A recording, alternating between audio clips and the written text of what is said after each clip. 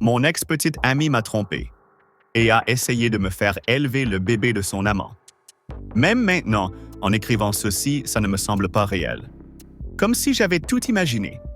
Comme si ce n'était pas possible que cela m'arrive à moi. Mais c'est arrivé. Chaque détail. J'ai 28 ans et j'ai été en couple avec mon ex-petite amie pendant presque 5 ans. Elle a 27 ans, 1 an de moins que moi. On était ensemble depuis si longtemps que je pensais vraiment qu'on allait passer notre vie ensemble. On n'était pas parfait, bien sûr. Aucun couple ne l'est. Mais je l'aimais et je pensais qu'on était solide. Je croyais en notre avenir.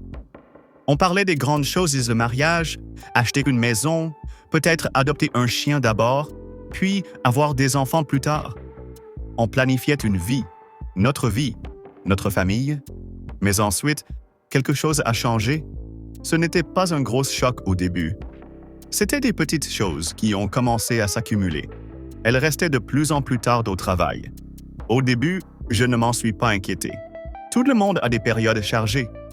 Mais c'est devenu une habitude. Elle passait aussi beaucoup plus de temps sur son téléphone.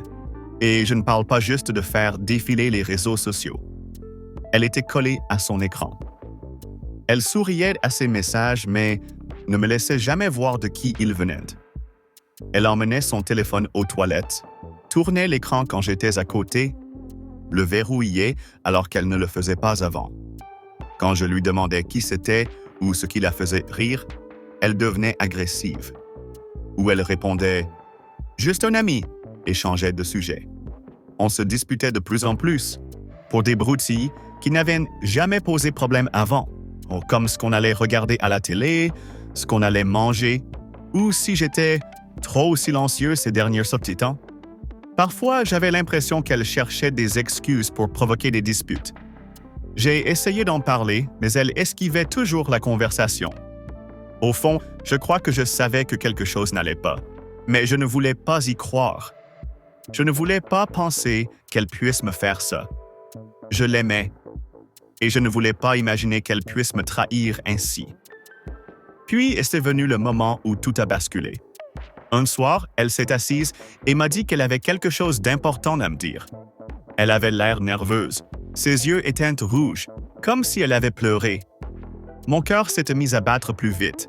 J'ai cru qu'un membre de sa famille était malade ou qu'un drame était arrivé. Et là, elle m'a dit « Je suis enceinte ». Au début, j'étais sous le choc. Impossible de parler. 1000 pensées m'ont traversé l'esprit.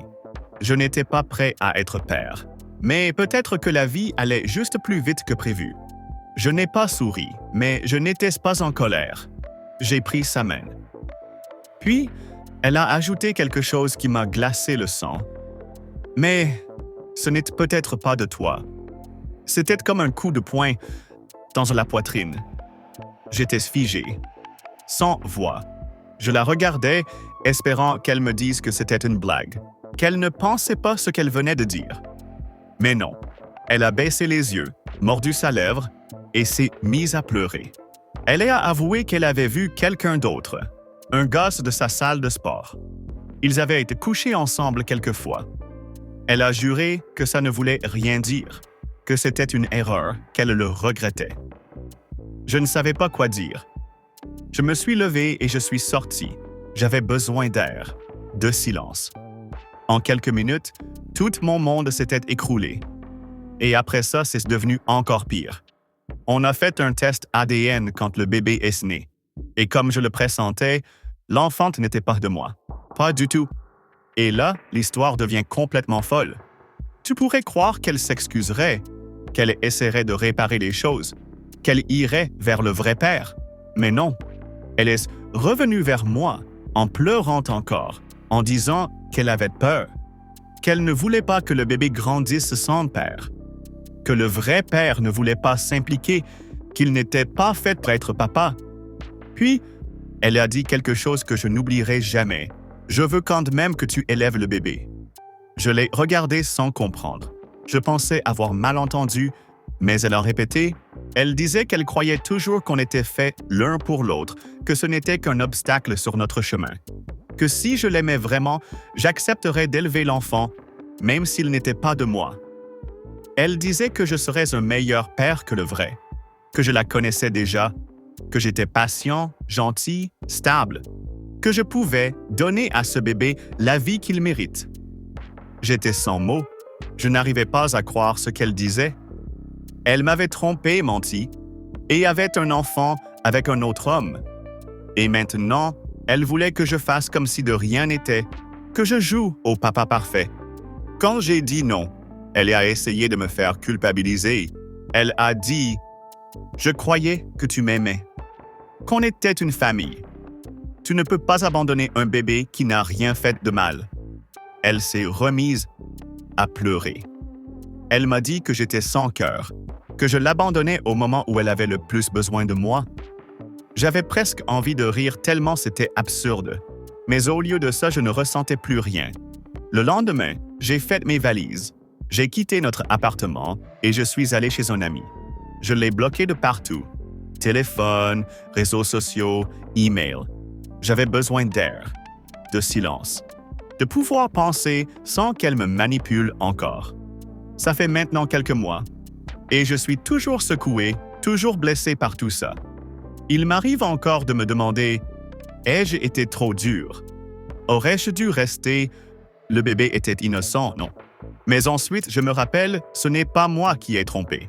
Ce n'est pas moi qui ai menti. Ce n'est pas moi qui suis allé voir ailleurs. J'ai été loyal. J'étais engagé. Et elle a tout gâché.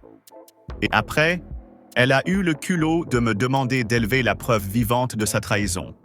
Ce n'est pas de l'amour, c'est de la manipulation. Elle n'est pas venue vers moi par amour, mais par désespoir. Elle ne voulait pas élever le bébé seul. Elle voulait quelqu'un de stable, sur qui elle pouvait compter. Et puisque le vrai père ne voulait pas assumer, elle s'est tournée vers moi.